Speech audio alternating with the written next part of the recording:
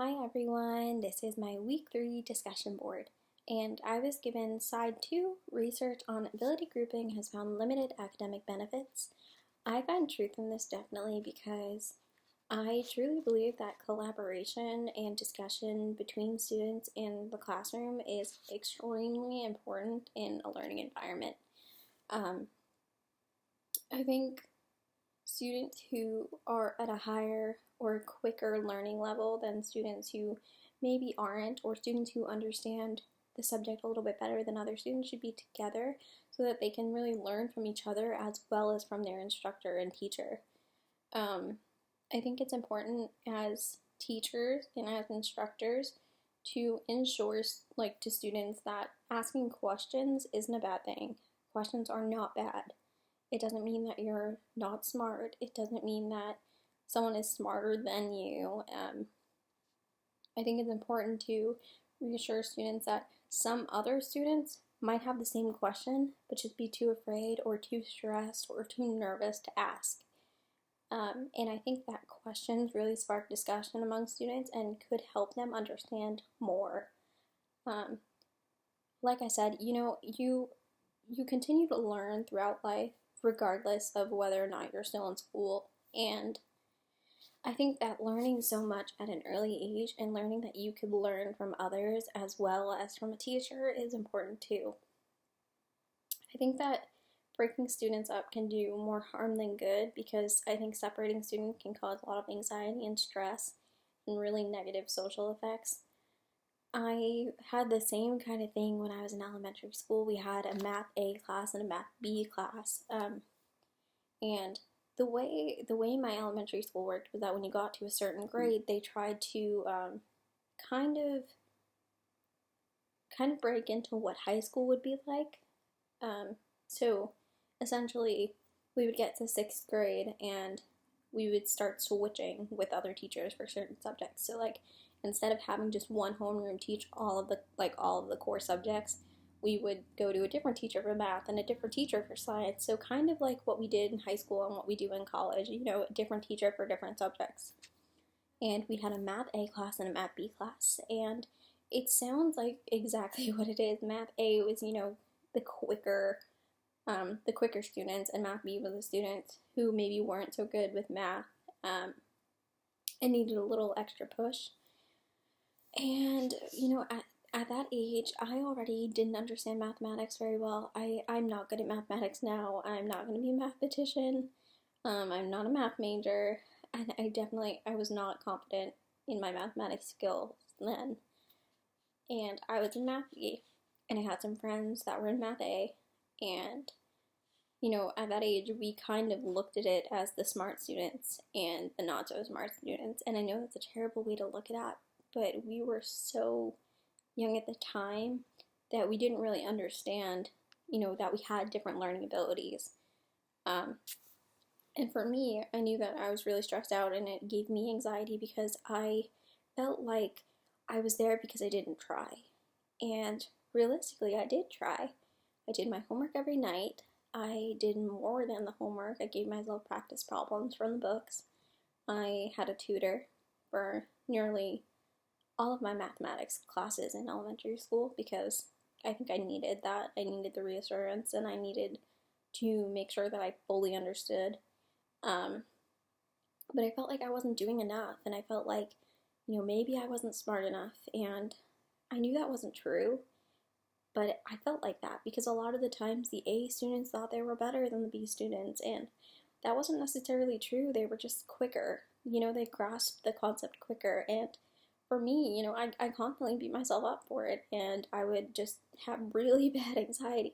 A lot of my friends in the same class felt that too. We just felt like everybody who knew about the B class knew that we were the dumb students, knew that we were the students who struggled, and that made me feel really uncomfortable because the entire school knew that we were in the B class, and I felt like, students who were even younger than we were, knew that the other students were smarter, and it just made me feel really bad. And I think, doing that with young grades, even sixth grade or below, I think it could have really damaging effects on self esteem. I know it did on mine. I think now I understand that asking questions really isn't a bad thing at all, and that a lot of times students really do have the same questions and are too afraid to ask. I'm still kind of like that. I will wait until the class is over and then go talk with a teacher when I know that the majority of the class is already left, because I'm afraid that something that seems complicated to me would seem super easy to another student, and they might look at it as, why is she asking that question? And out of all the questions that this girl could ask, she's asking the easy one.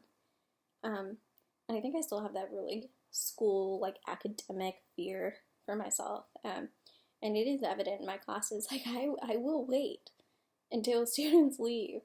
Not to burden the teacher, but just because I don't want to draw attention to myself. And I'm sure a lot of you feel the same way with certain classes. Maybe you don't. Maybe you're just super, super confident. Not that confidence is bad, but it's something I wish I had more of.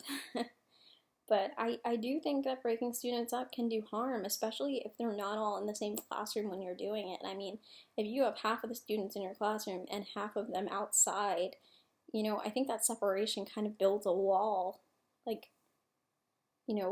socially. And I feel like that's really harmful for students who are still learning and who are still developing. And I think as teachers, it's very important to be able to adjust your plan accordingly. We all want to be that teacher that is super on top of things and has a plan and follows through with that plan, and that plan works perfectly. But the truth is, it doesn't work out all the time. And that really resonates in life too, because when you follow a path, and it's the path that you think you want to be on, and it's the path that you think will lead you to your best success, sometimes you start out that path and that's not true. I mean, you come to a bump in the road and you realize that you have to adjust, you have to make adjustments, there has to be room for change. And I think that's important, to remember when you're teaching and when you're educating, that even though you have this plan that you think is going to work, it might not work for everyone, and you have to adjust accordingly. And I think that's a really superb quality to have as a teacher, to be able to make those adjustments on a quick fix and reassure students that they're going to be okay, and it's okay not to understand the first time around. But overall, I really do think that the separation of students based on their ability can be harmful in multiple ways, and I think it could be really damaging to their self-esteem. And at that age, self-esteem can really be hurt, and that is something that could follow them for the rest of their lives. And I know that sounds really, really intense, but when you think about it, it is. I mean, maybe if my 5th grade teacher wasn't so hard on me and didn't make my time in that class so terrible and didn't make me feel so incompetent, maybe I would be more confident now. Maybe I wouldn't have so much anxiety. Maybe I wouldn't really care what people thought of me. Maybe I just wouldn't second guess myself all the time. And I can't know that because I can't go back in time, and I can't fix it now because it's something that makes me who I am. And I like who I am. I don't think I would change it. I don't think I would change myself now. A lot of things have happened to make me who I am, but maybe things would be a little bit different. Not in a negative way, but maybe some things in my life that caused me a lot of stress wouldn't cause me so much stress. But I do think to be effective teachers, we have to look out for the students who don't get it the first time around, and remind them that it's okay to not understand the first time around, and that eventually they'll learn it.